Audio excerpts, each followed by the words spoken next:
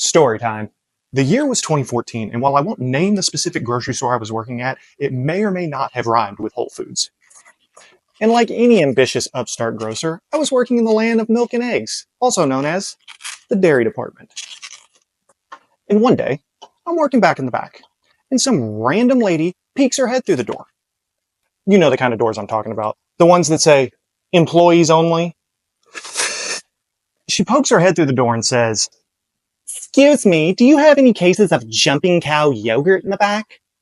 Now, this part isn't that important, but I do want to point out that what she really was looking for was something called brown cow yogurt, which, as you can see from this logo, is just a stationary cow. Where she got jumping cow from, I have no idea.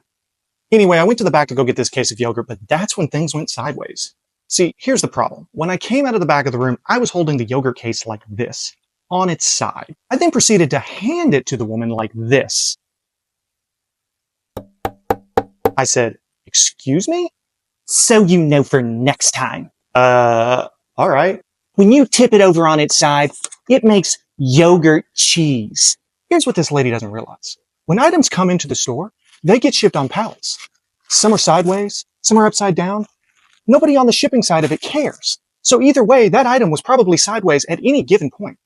But because of how weird and disrespectful she was, I made it my goal that if she ever came back in, she was for sure getting yogurt cheese. Months went by and I waited patiently each day, wondering if I would ever get a chance to pay this woman back. But as time went on, I started to worry that I would never get this opportunity.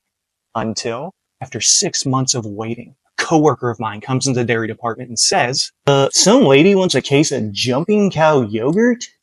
The moment I had been waiting for was finally here. I went in the back, I got the case of yogurt, and I did this.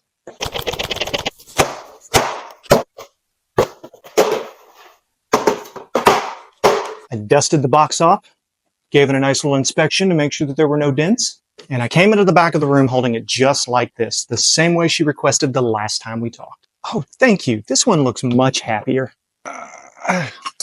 So what's the moral of this story? Always be nice to your customer service people, because if not, you might end up with someone like me.